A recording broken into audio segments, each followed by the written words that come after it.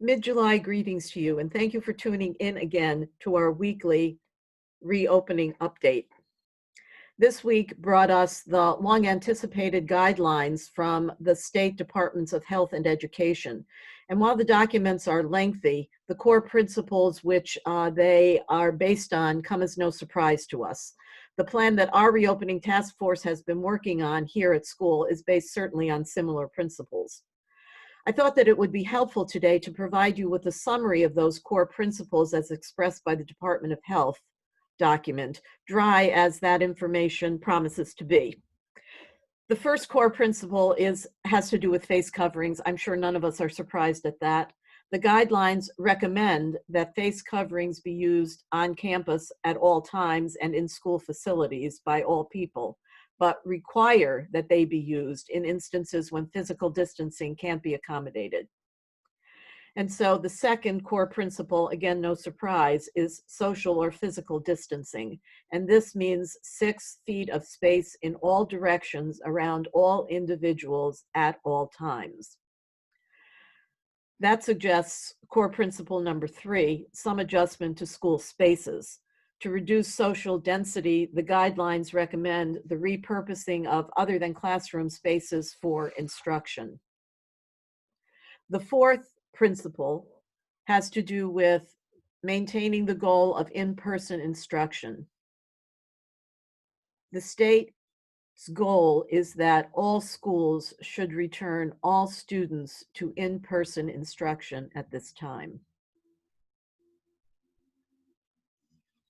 Principle number 5 has to do with cohorts, which simply means groups. It means dividing students into logical groupings.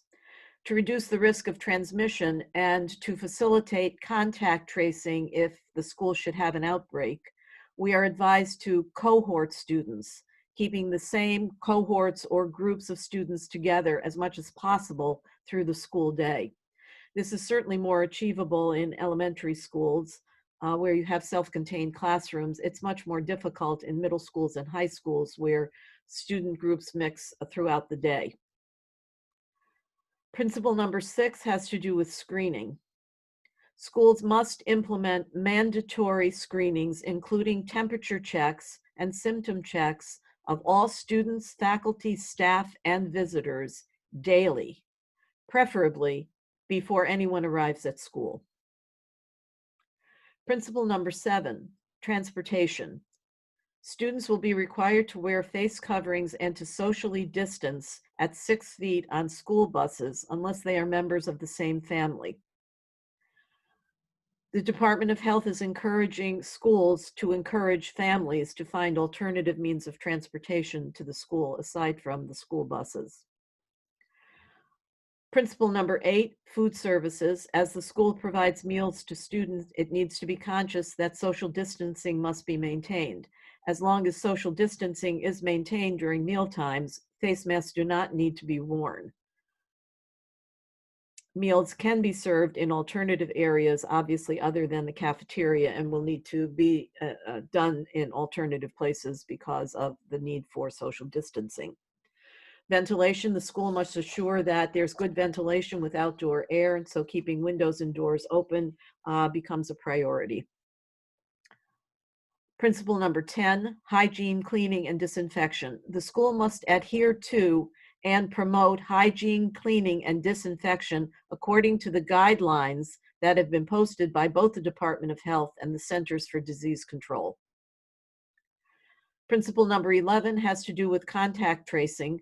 The school has an obligation to notify the local health department if any student, faculty member, teacher, employee, or visitor within the school or on school grounds tests positive. And we need also to maintain plans to cooperate with the local health department in tracing all contacts that individual may have had while maintaining confidentiality. Finally, principle number 12 is return to school. The school has to establish protocols and procedures about the requirements for determining when individuals who test positive for COVID can return to in-person instruction on the school campus. Last week, I described to you 3 scenarios for reopening: in-person in school, distance learning at home, or some hybrid mix of the two. Our task force continues to work on all 3 so that we can assure consistent face-to-face learning for our students in the classroom, online, or both. But I believe that the success of any reopening plan depends on a partnership between the school and the home that will assure a safe and healthy community.